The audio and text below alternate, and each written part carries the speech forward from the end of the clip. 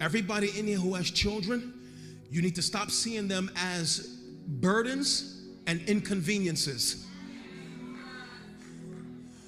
Psalm 127 says, children are a gift from the Lord. Blessed are those who has a house full of them. God calls them gifts. He does not call them burdens.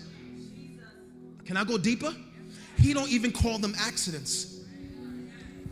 I don't care if you was drunk and a condom broke.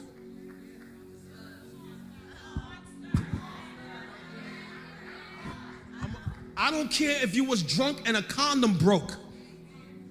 He does not call them accidents. He calls them gifts. He said they're like arrows, watch this, in the hand of a warrior.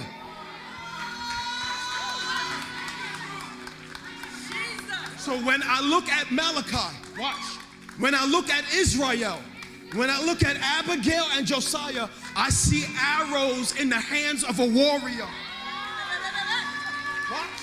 Watch me. Where does a warrior keep his arrows?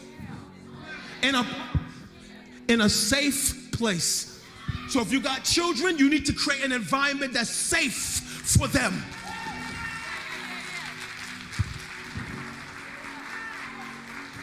And then what does a soldier do with arrows? He pulls them.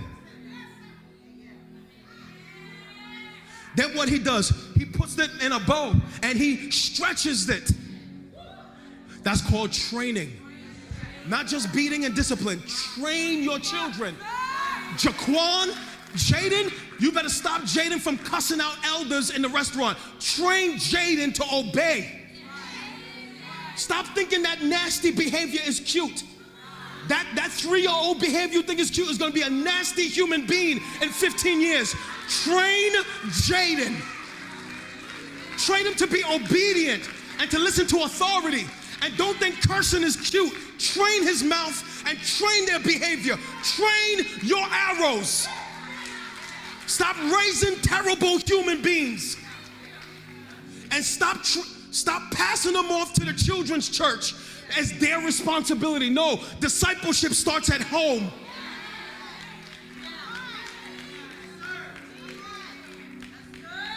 It's not our responsibility in the kids' ministry, and it's not the school's responsibility. It's yours to train Jaden and Sarah and Becky and Tawana. Train your arrows. Watch, and when they're little, they're not your friend. They're not your friend is why they're disobedient. And stop being afraid to touch them or discipline them. Hebrews 12, discipline is love. I taught my children the first time I pulled out my belt, this is what I'm about to do is called love. And every time I discipline you, I want you to think love. Being passive is not love. Being passive is damaging them. Passivity is destructive. No. You want to know how destructive passivity is? Watch. Adam and Eve in the garden. Why are we only knocking Eve for biting that fruit first? Have you read the scriptures? It says she ate the fruit and was talking to the devil with her husband standing right there. That means he was listening while she's having a conversation with the devil. His first mistake was being passive. And because God gave him instructions before he created Eve, he should have known better.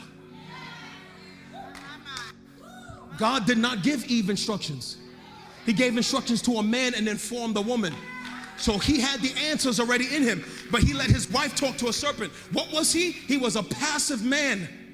It's why us as men, we can't be passive.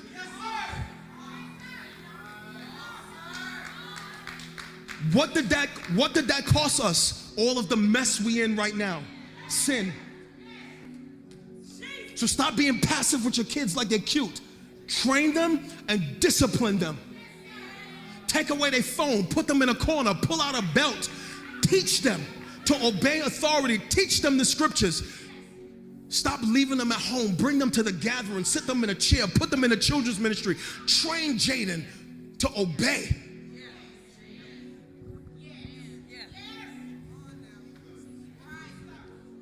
Psalm 127. Like arrows in the hand of a warrior, he stretches those arrows. That's training. And then what must he do when they turn 18 and older? You point them in the right direction. That's what you do with an arrow. Towards a target. For my home is godliness, righteousness, humility. And then I point them towards God. And you release that arrow with the hopes it'll fly in the right direction. Once I release it, all I could do now is pray for it. Because a day is coming when you're not going to have authority with your children. You're only going to have influence. You can't beat an 18-year-old. Your authority is going to shift from authority to influence. All you're going to have is influence. So you better learn to love them. Watch this big word. Honor them. They're human beings. Stop treating them like they don't have problems and issues and emotions. You need to learn to honor them, because honor flows in all directions of the cross. It flows up, it flows across, it flows down.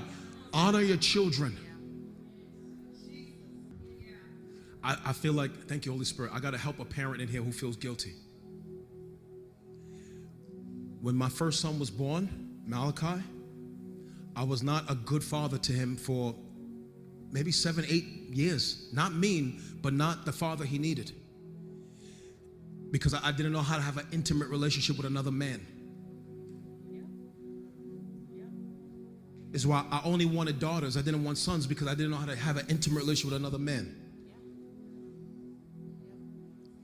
And there was a lot that he was doing on his own that I didn't step into those spaces. I thank God for what he is right now.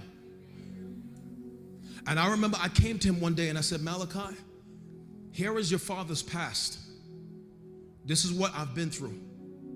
This is the areas I was messed up in before God saved me. And this is why some areas I didn't disciple you right. And for that, I'm terribly sorry. And I apologized to him years ago. And I committed to him I'll be a better father. I want him to understand that I was doing my best when I was broken.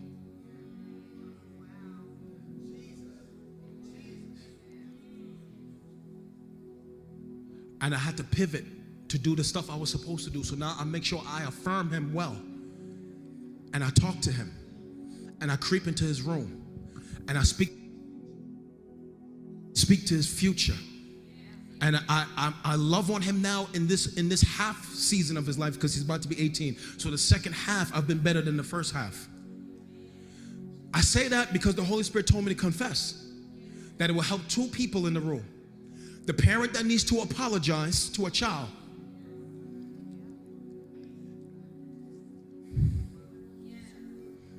And the person that needs to forgive a parent who was just doing the best they could.